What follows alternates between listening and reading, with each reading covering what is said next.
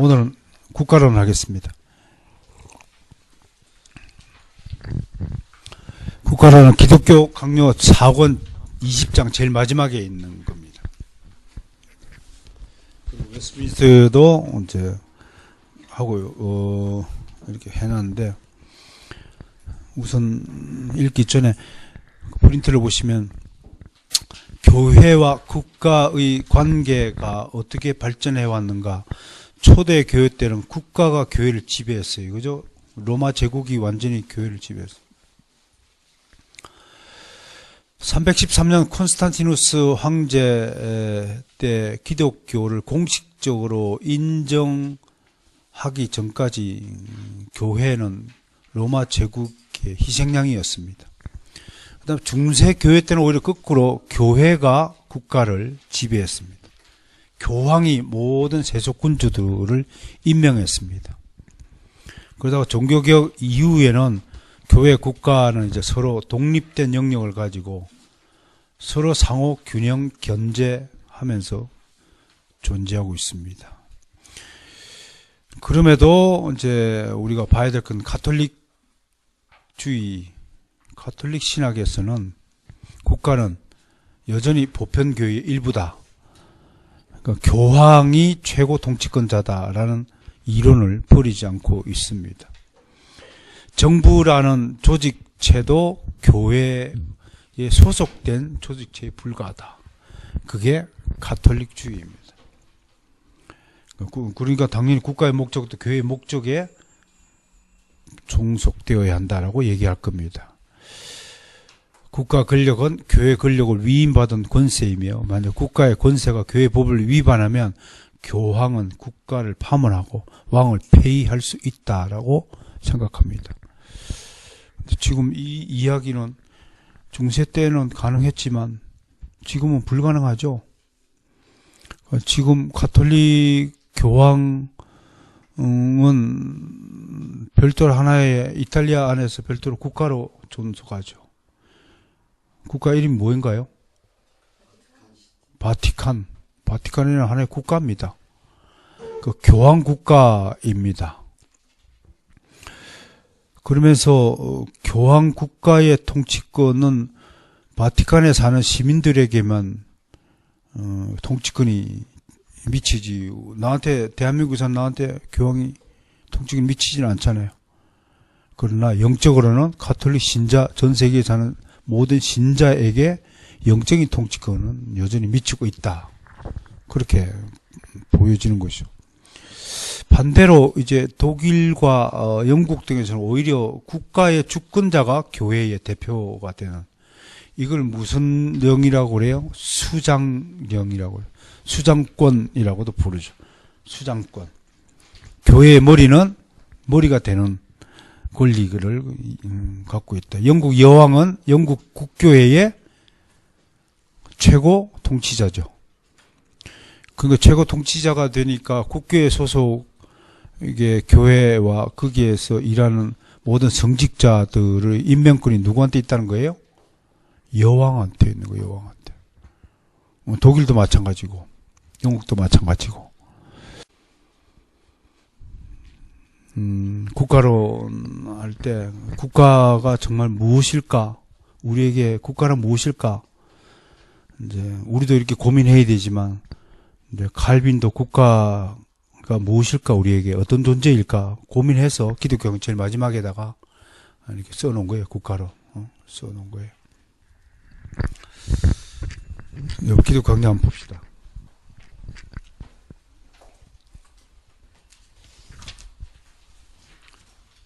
국가론 제일 시작하면서 583쪽인가요? 그 모든 사람은 이중적 통치를 받고 있다로 출발해요. 여기서부터 좀 풀어가니까 칼빈 목사님도 고민을 많이 했을 것 같아요. 국가는 어떤 존재인가. 근데 우리는 이중 통치를 받고 있다. 하나는 이제 영적 통치고 하나는 육적인 통치다.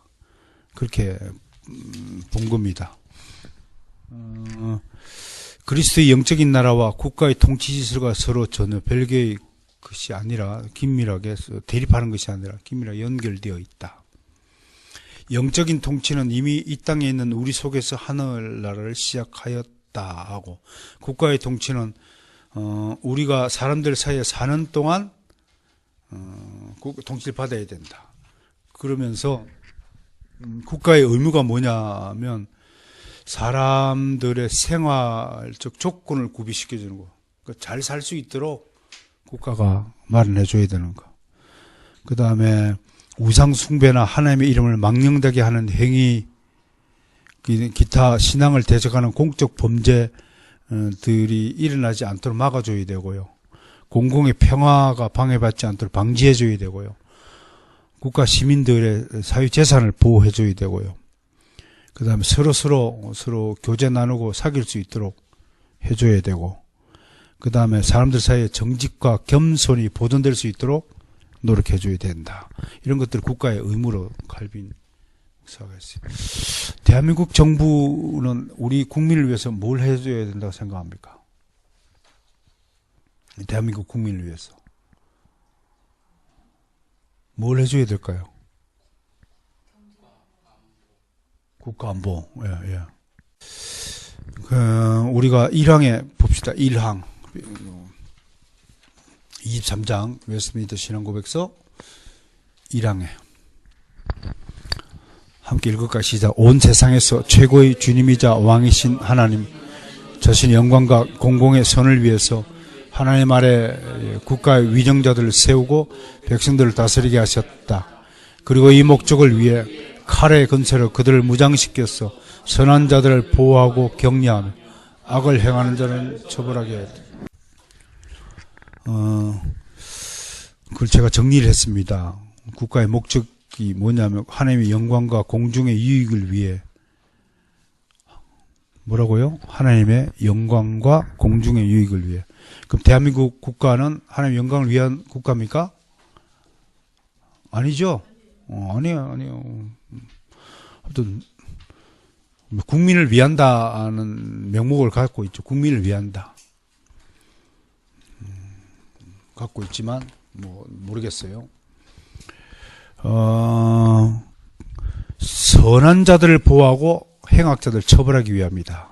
그렇게 규정하고 있어요.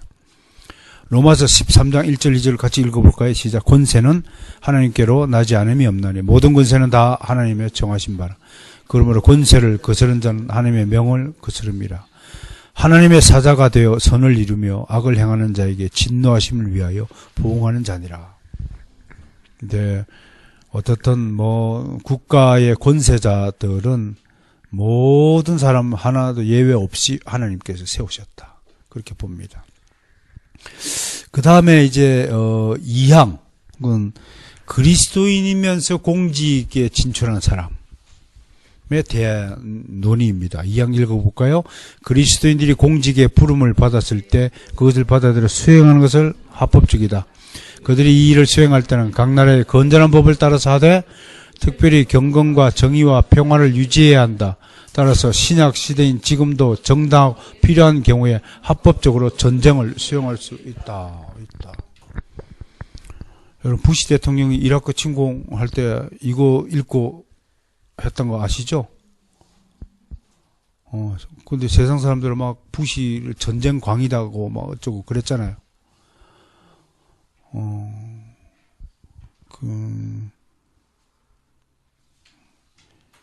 이라크를 멸망시키지 않았다면 어떻게 됐을까요, 여러분? 당시에. 어떤 평가자들은 실제 목적은 기름을 확보하기 위해서 했다고 그러는데, 저는 어떻든, 정치적인 이유, 경제적인 이유도 있었지만, 신앙적인 이유도 있지 않았을까, 그렇게 한번 생각을 해봅니다만, 그러나 자국민의 보호를 위해서 합법적인 전쟁을 할 수 있다라는 것으로 이렇게 봐야 됩니다. 기독교 공직자들은 그 유력한 지위를 이용해서 질서와 동시에 경건을 고모하도록 노력해야 한다. 기독교인 공직자는 공정하고 필요한 경우에는 합법적으로 전쟁할 수 있다. 그러나 국가의 생존을 유지하기 위해 필요한 것이 아니면 전쟁은 정당화될 수 없다. 그러면 결국 뭐예요? 먼저 공격한 것이 아니라, 부시가 실수한 게 뭐예요? 먼저 공격한 것이 아니라 공격받았을 때. 그럼 이제 북한을 막 선제 공격한다고 하는데, 그래서는 안 된다고 봅니다. 어떤 이유로도 선제 공격은 안 된다. 선빵은 안 된다. 심지어 뭐 오른밤을 때리는데 왼밤도 돌려달라 했는데, 다만 생존을 위협할 때, 예를 들어서 핵미사일을 쏘았는데도 그냥 가만히 있다. 그건 말이 안 되는 거지.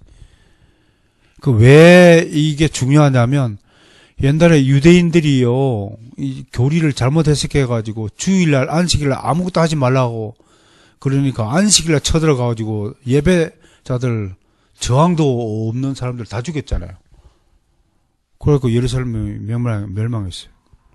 그거는 자유권이라는 차원에서 해석해야 되잖아요. 나의 목숨을 지키는 것은 내 주권이에요, 주권. 그 주권을 지키는 것은 안식일 정신을 초월한다, 초월하지 않는다. 내가 살아있어야 뭐 안식일이 있는 거지. 안식일 지키기 위해서 내 목숨을 헛되이 죽였다. 잘못된, 우선순위가 잘못된 거죠. 우리가 살면서 이러한 그 우선순위의 법칙을 좀 지키면 좀 좋겠어요. 그래서 분별을 하면 좋겠어요. 응? 보세요. 주일날 교회가 불이 났어요. 지금 예배 드리는데 불이 났어요. 어떻게 해야 돼요? 유대인들은 어떻게 해야 됐어요? 오늘, 예배 드리는데, 이 경건은 예배 시간을. 내가 다 죽을지라도 예배부터 드리는데, 그건 우선순위가 잘못된 거예요. 생명이 최우선적인 논리예요. 생명. 응? 예수 믿으면 죽고 안 믿으면 살린다 하고 총을 대했을 때. 네. 그랬을 때 어떻게 죽어야지? 그거는 또 예수 믿느냐 안 믿느냐의 문제니까, 그러니까 우리의 생명보다는 믿음이 더 중요한 거니까. 네. 근데 또 뭐 괜히 그 내가 죽음으로 인해서 어떤 그 복음을 대표한다든지 복음적인 구속사적인 환경이 아니라 괜히 뭐 이게 하면 판단을 해봐야죠. 내가 이제 죽는 것이 옳은 것인가, 살아서 진짜 뭐 예를 들어서 비밀을 내가 소유하고 있는데 지금 죽으면 비밀을 예를 들어서 저기 전달해야 되는데 못한다. 전달해야 지금 역사적으로 교회가 살고 할 텐데, 그러면 뭐 지혜적으로 뭐 살짝 할 수도 있는 거지. 안 그래요? 그때 이제 참 그런 일들은 케이스 바이 케이스로 잘 분별해야죠. 그런데 만인 앞에 폴리캅처럼 다 쳐다보는 사람 앞에서 예수 믿으면 살려줄게 하는 것은, 그거는 이제 하나님을 시험하는 거잖아요. 그때는 이제 과감하게 예수만이 나의 구원자다. 죽어야지, 그때는. 근데 이제 개인적으로 뭐 죽으면 살려줄게 이렇게 하는 것은, 아유, 그렇지. 지금까지 믿었는데 네 얘기를 들어보니까 내가 안 믿는 것 같아. 뭐 이렇게.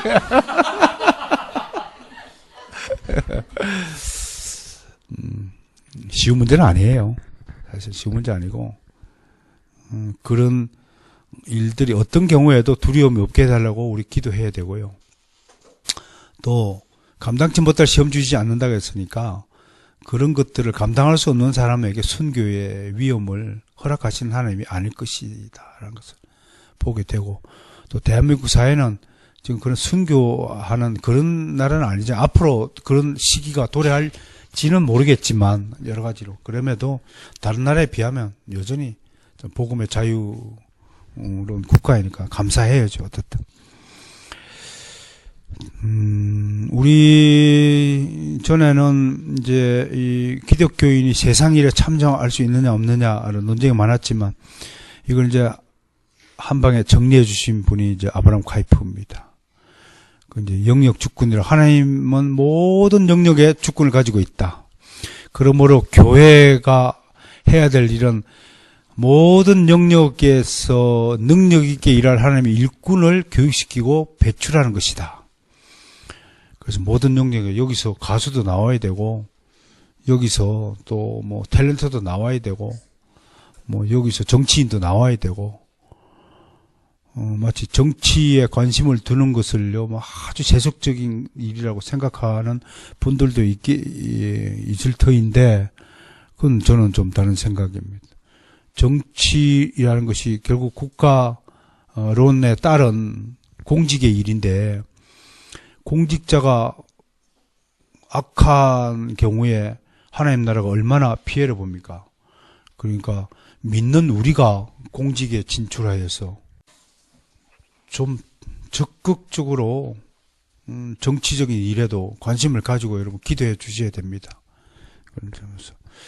그러나 공직자는 누구를 막론하고 설교할 수 없고 성례전을 집례 등 신앙에 관해 추호도 간섭할 수 없다. 이거 성경에서 이 규례를 어긴 대표적인 왕이 누굽니까? 사울 왕이잖아요. 사울 왕. 사무엘 목사님 오시기도 전에 급하다고 지가 제사 지내가지고 결국 하나님께 버림을 받는, 이게 이제 굉장히 중요한 요소죠, 그죠? 이게 중요하죠. 제가 저기 좀 늦게 온다고 여러분들이 갑자기 예배를 그냥 집전해버리고 예배 끝 그러면 이게 이제 심각한 문제가 되는 거죠. 국가 공직자들 위한 신자의 의무가 뭐냐? 그 다음에 사망은 설명을 했고요. 사항에 이걸 좀 제가 좀 쉽게 번역을 해놨죠. 한번 같이 읽을까요? 시작. 위정자들 위하여 기도하고 이걸 존중하고 세금과 그 밖에 공과금을 납부하고 그들 합법적인 명령을 따르고 양심대로 그들의 권위에 복종하는 것은 국민된 의무이다. 위정자가 신앙이 없거나 우리와 다른 종교를 가졌다가요 정당하고 적법한 권위를 인정하지 않거나 불복종해서는 안 된다. 이 의무는 교회의 직분자들도 예외가 되지 않는다. 더욱이 교황은 위정자들이 통치하는 영역에서 그들 백성들에 대해 어떤 권한이나 사법권을 가지지 못하며 교황이 위정자를 이단으로 정지하거나 기타 어떤 다른 구실을 붙이더라도 위정자에게 주어진 통치권이나 생명을 빼앗을 수 없다. 굉장히 중요한 선언입니다. 우리는 대한민국 국가를 통솔하고 있는 문재인 대통령님과 그 외에 정부 강요들을 위해서 기도해야 됩니다. 그들 중에는 하나님도 모르고 하나님을 저주하고 부정하는 위정자들도 있을 것입니다. 그들을 위해서 하나님 은혜를 베푸셔서 그들도 복음을 듣게 하시고 하나님이 누구인지를 알게 하시고 믿게 하는 축복을 달라고 늘 기도해야 됩니다. 그리고 그들이 비록 하나님을 알지 못한다 할지라도 악한 마음을 품어서 하나님 나라를 대적하는 일이 없도록 지켜달라고 기도해 줘야 되고, 또 대통령님의 건강뿐만 아니라 그가 하는 생각들 모두가 성경적이게 해달라고, 하나님 나라에 대한 헌신자가 되게 해달라고 기도해야 됩니다. 여러분, 위정자가 은혜를 입으니까 어떤 결과가 나타나나요? 성경에 고레스 왕이 은혜를 입으니까 유대 백성들로 포로로 왔던 거 다 돌려보내잖아요. 참. 혹시 알아요? 문재인 대통령께서 은혜를 입어가지고 갑자기 교회에 대한 막 여러 가지 우호적인 정책을 막 발표하고요. 목사들 월급을 1,000만 원씩 지급하겠습니다. 그러면 그런 대통령이 나타나면 아마 교회는 망하고 말 거예요. 월급 1,000만 원씩 받는 목사가 뭐가 아쉽다고 기도하고 하겠어요. 하나님 은혜인지 믿습니다. 그 다음에 이제 인격 존중하고, 제가 아시는 분 중에서 사회운동 하시는 분들 중에서 막 위정자 대통령 서울시장은 막 욕을 하고 하는 거, 그거 결코 성경이지 않습니다. 여러분, 기독교가 왜 위대한 종교인지 아시겠죠? 우리는 인격의 종교입니다. 아무리 우리랑 다르고 반대자가 할지라도 우리는 인격을 존중해야 됩니다. 그 다음에 공과금 납부. 기독교인들이 공과금을 늦게 내는 건 이거 불충이에요. 누구한테? 하나님께 불충해요. 하나님께 불순종해요. 오늘 오전 설교 제목이 뭔가요? 불순종하는 것이 교회 안에서만 있는 것이 아니라 국가 공과금 늦게 내는 것도 불순종하는 거예요. 따라서 합시다. 하루 전에 내자. 예, 항상 이 정치 잊어버리지 말고, 돈 관리 잘합시다. 그 다음에, 양심대로 그들의 권위에 복종하고 해야 된다. 불복종하면 안 된다. 이게 가르침을 이렇게 주고 있습니다. 어떻든, 오늘 국가론을 짧게 배웠지만, 사실은 우리는 대한민국 백성으로서 하나님 나라의 먼저는 하나님 나라의 백성이고 두 번째는 대한민국 백성이에요. 세 번째로는 전 세계에 속한 지구에 속한 지구인이기도 합니다. 지구인으로서 환경 보존을 위해서 최선을 다했지만 대한민국 국민으로서 맡겨진 의무가 있죠. 병역의 의무, 납세의 의무, 교육의 의무, 또 뭐 있습니까? 병역의 의무. 납세, 근로의 의무 등 의무를 다하는 그런 모범된 국민으로서도 함께 살아야 되겠다 하는 것을 하겠습니다. 오늘 신방이 있기 때문에 다음 주에 결혼과 이혼에 대해서 어떤 법인지 합니다. 마지막으로 제가 다시 한번 강조하고 싶은 것은 기독교는 룰의 종교입니다. 룰대로 신앙하고 룰대로 우리가 살아야 한다는 점을 다시 한번 강조드립니다.